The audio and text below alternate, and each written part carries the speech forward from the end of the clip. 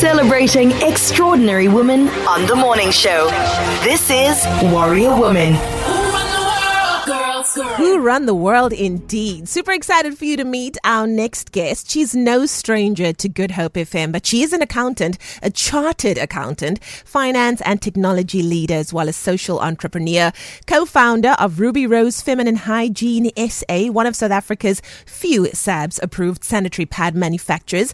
She also leads efforts to eradicate period poverty through sustainable, biodegradable products and women-led economic empowerment. She also serves as director at Hygiene, driving financial sustainability and digital transformation in local government.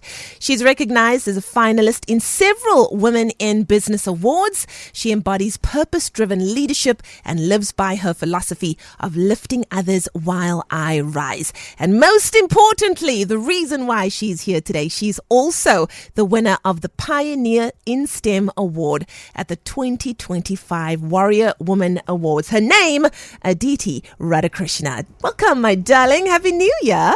Thank you, Leigh-Anne. So wonderful to have you here in studio today. It's incredible to see you. I mean, we had a wonderful Warrior Woman Awards last year. Rightfully, you walked away with this incredible title. And you're just here doing the things you do best, changing lives as you go. Incredibly blessed and grateful. Yeah, it's been a phenomenal experience and I'm truly grateful. Listen, for anyone who has not heard your story, you started off in accounting, a space that I think many people don't usually or immediately associate with innovation, right? And social impact. Take us back to the beginning. What drew you to accounting and how did that foundation shape the leader that you've become today?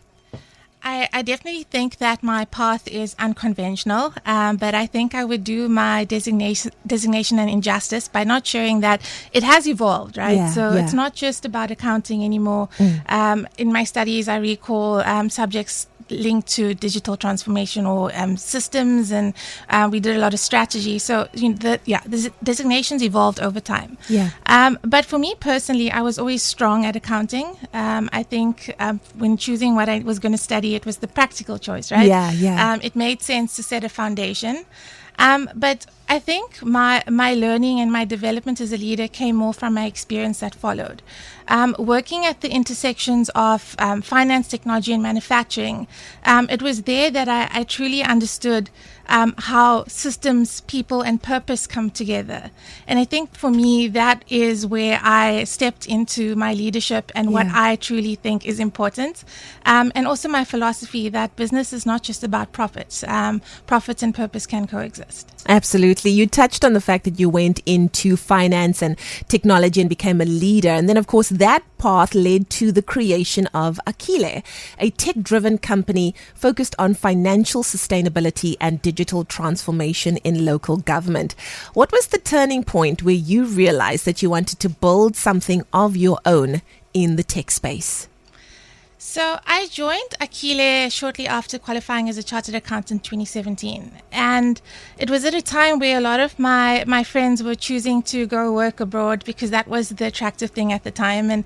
And for me, I love South Africa and I decided that this is where I want to be.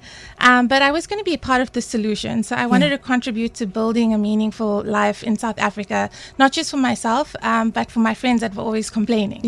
And stepping into that space initially, it was very much paper-driven.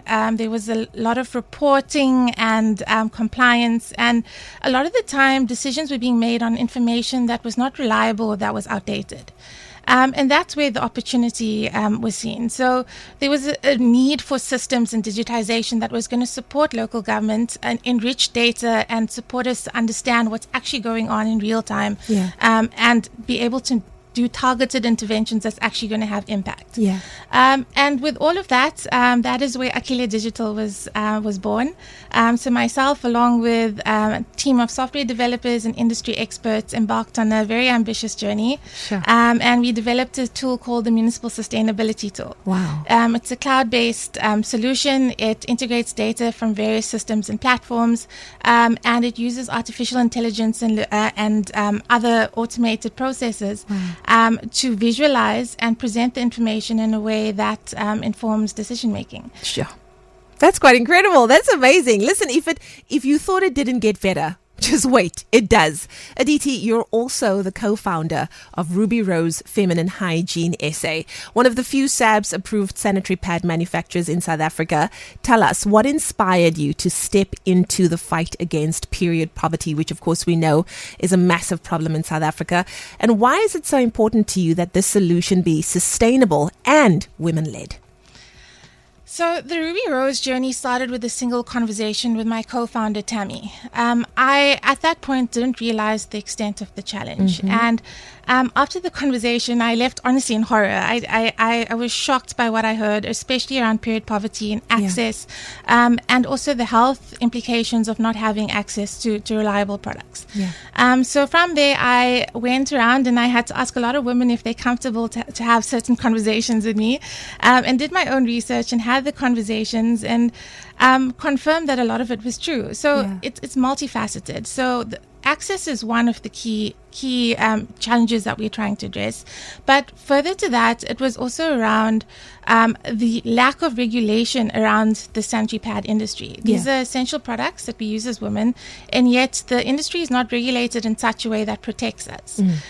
So in understanding that, I wanted to create a product that ensures that women's safety is prioritized, and that is where the SABS designation comes from, but also is accessible. And we actually took it one step further. So as we did our research and we were researching materials, we found that traditional products have a lot of plastic that's utilized in them. And there's two components to that, right? So the one is, yes, environmental impact. The plastics take longer to decompose in the environment. I mean, there's studies that say up to 500 years.